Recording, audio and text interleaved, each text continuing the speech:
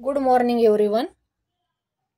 काल जसा part 1 upload केलेला आहे, पहिले 10 क्वेश्चन्स SOF IMO 2024-25 जी क्वेश्चन पेपर आहे त्याचे पहिले 10 क्वेश्चन आपण पार्ट 1 मध्ये शिकलेलो आहोत. आता पार्ट 2 मध्ये 11 to 20 क्वेश्चन्स आपण बघूयात. 11 ते 20 प्रश्न आपण या व्हिडिओ सेकंड मध्ये बघूयात. Okay, so there are how many more circles than triangles in the given picture. Okay, तर सर्कल किती आणि ट्रायंगल किती ते आधी आपण काउंट करूया. तर ट्रायंगल बघा, एक ट्रायंगल 2 3 4 ट्रायंगल दिसत आहे आपल्याला. Triangles are 4. ठीक आहे. सर्कल्स किती आहेत, कारण सर्कल्स आणि ट्रायंगलचा क्वेश्चन विचारलाय त्यांनी. ओके, सर्कल्स दिसत आहे. हे सगळ्यात मोठा एक सर्कल जो काही फेस आहे तो एक सर्कल. त्या फेसमध्ये अजून 3 सर्कल आहे. एक मोठा सर्कल्स एक सगळ्यात मोठा सर्कल, त्यानंतर त्या फेसमध्ये 3 सर्कल दिसत आहे प्लस 3, आणि हा जो ट्रायंगल आहे त्यामध्ये परत 3 सर्कल आपल्याला दिसत आहेत. ओके, आणि ट्रायंगल आपण किती काउंट केले, ट्रायंगल्स आपण काउंट केले 4. ओके, तर हे टोटल सर्कल्स किती झाले 7. Yes, there are how many more circles than triangles in the given picture. So 7 minus 4 is equal to 3. So option 3 is the correct option. Okay, तर ते काय म्हणत आहे की सर्कल आणि ट्रायंगल्स मधला डिफरन्स किती आहे. ओके, तर मोर सर्कल्स म्हणजे ट्रायंगलपेक्षा सर्कल्स किती जास्त आहे, तर आपण काउंट केलं तर काय आहे 7 minus 4 is equal to 3. 3 circles हे जास्त आहेत. ओके, आणि हे जे 2 कान दिसत आहे हे स्क्वेअरच्या टाईपमध्ये दिसत आहे, पण इथे स्क्वेअर असा काहीही त्यांनी शब्द वापरलेला नाही. Next question, which of the following is heavier than mango. तुम्हाला सरळ सरळ इथे दिसत आहे की हा मँगो आहे. ओके, तर मँगो,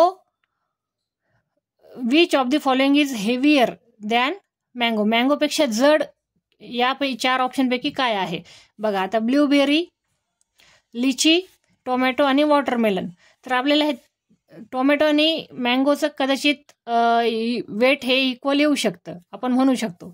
लिची आणि ब्लूबेरी हे मँगोच्या वेटपेक्षा जरा कमी वेटचे असतात, पण मँगोपेक्षा जास्त वेट कोणाचं असू शकतं हे तर नक्कीच माहीत आहे आपल्याला, वॉटरमेलनचं.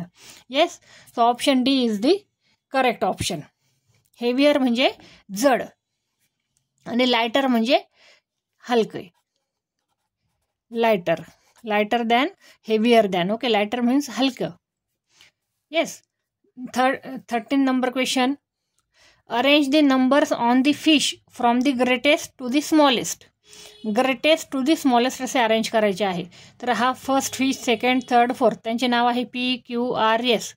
तर जर P नंबरचा फिश आपण बघितला तर P नंबरच्या फिशची ॲडिशन किती येत आहे 17. 8 + 9 इज इक्वल टू 17. Q नंबरच्या फिशची ॲडिशन येत आहे 22. R नंबरच्या फिशची ॲडिशन येत आहे, बघा बरं किती येत आहे R नंबरच्या फिशची ॲडिशन 29. आणि S नंबरच्या फिशची ॲडिशन येत आहे 18. ओके, तर ते म्हणत आहेत की arrange the numbers on the fish from the greatest to the smallest. Okay, तर मग हे number from greatest to the smallest arrange करण्याचा प्रयत्न करा. तर आपण इथे अरेंज करू शकतो. बघा, 29 मोठा आहे. येस, 29 नंतर मोठा कोण आहे 22.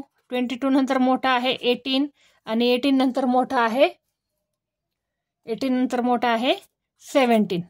सॉरी, 18 नंतर लहान आहे 17. 29 मोठा, त्यानंतर 22 मोठा, त्यानंतर 18 मोठा, आणि त्यानंतर 17 मोठा. येस, तर ही आहे सिक्वेन्स. तर 29 म्हणजे कोण R. Yes, R.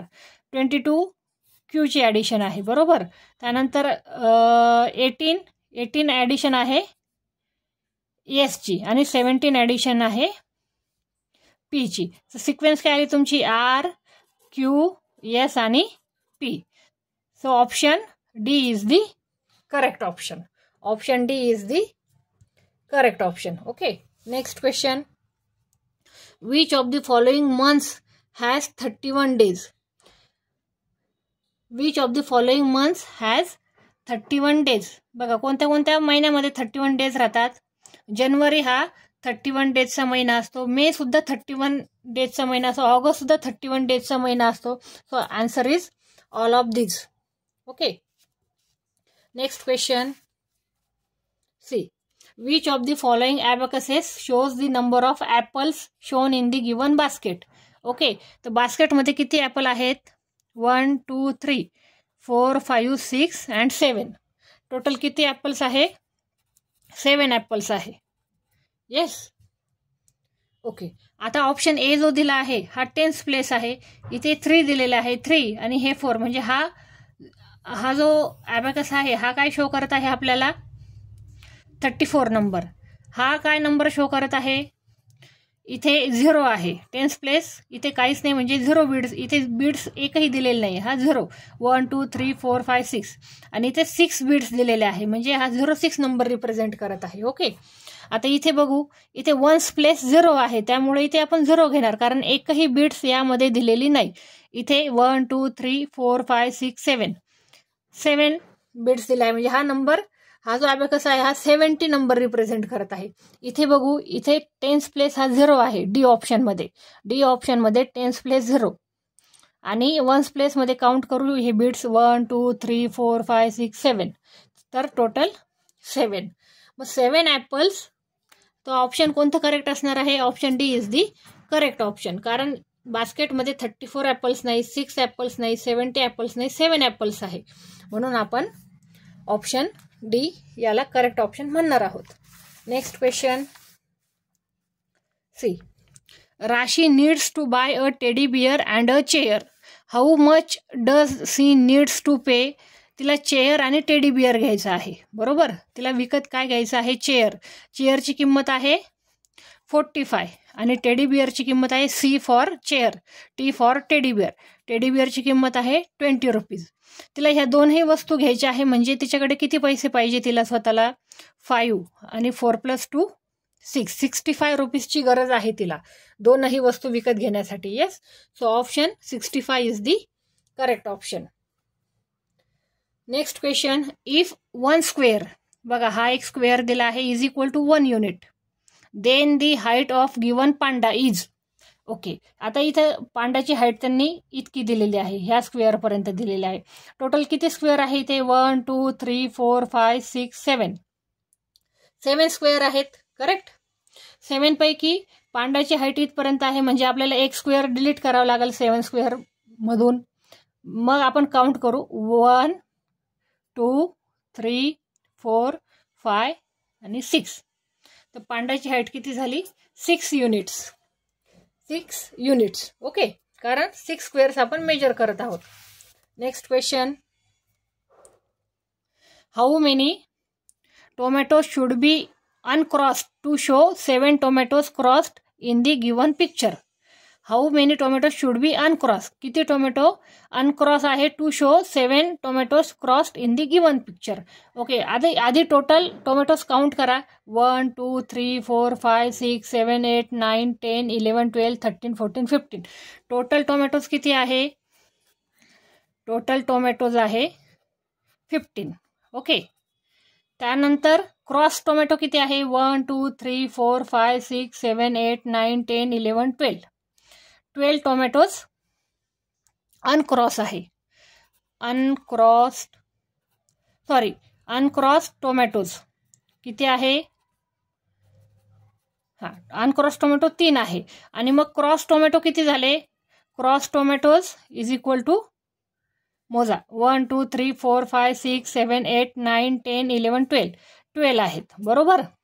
तर ते काय म्हणतात? How many tomato should be uncrossed to show 7 tomatoes crossed. तर किती टोमॅटो आपल्याला, टोमॅटोवरून हे साईन काढावं लागेल की आपल्याला 7 टोमॅटोज अनक्रॉस दाखवले पाहिजे. तर बघा बरं किती करावे लागतील? 3 4 5 6 7.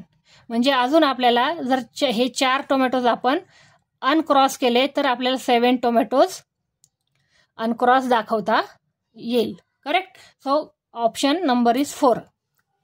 Read again. How many tomato should be uncross. आपल्याला किती टोमॅटोज हे अनक्रॉस केले पाहिजे to show that 7 tomatoes crossed in the given picture. Okay, 3 आणि 3 6 7. ओके, 7 tomatoes क्रॉस, हे म्हणजे option number 5 is the correct option. Okay, तर आपल्याला किती टोमॅटोज अनक्रॉस करावे लागतील? 5 टोमॅटोज हे अनक्रॉस करावे लागतील. सॉरी, आपल्याला इतके टोमॅटोज जर अनक्रॉस केले तर आपल्याला 7 टोमॅटोज क्रॉस दाखवता येतील. बघा आता क्रॉस टोमॅटोज किती झाले? 1 2 3 4 5 6 7. So option B is the correct option. Okay, next question. The given number line shows. बघा आता इथे 0 आहे, 0 नंतर डायरेक्ट ॲरो हा 4 वर गेला आहे, त्यानंतर डायरेक्ट ॲरो 8 वर गेला आहे, म्हणजे 0 नंतर 4 नंबरवर उडी मारली आहे, 4 नंतर डायरेक्ट 8 नंबरवर उडी मारली आहे, आणि 8 नंतर डायरेक्ट 12 नंबरवर उडी मारलेली आहे. ओके, तर काय? The given number line shows counting by 2 येणार का? नाही, काउंटिंग बाय 2 राहिलं असतं तर त्यांनी अशी उडी मारली असती, 2 4 6 8 10 12 14 अशी. बरोबर, काउंटिंग 1 म्हटलं असतं तर त्यांनी 0 to 1 1 to 2 2 अशी उडी मारली असती. करेक्ट. काउंटिंग बाय 3 म्हटलं असतं तर 3चा टेबल घेतला असता, 0 to 3 3 to 6 6 to 9 असा. पण आता काय म्हणत आहे ते काउंटिंग बाय, इथे दाखवलंय 4. So option will be B. Option B is the correct option, counting by 4s. Last question.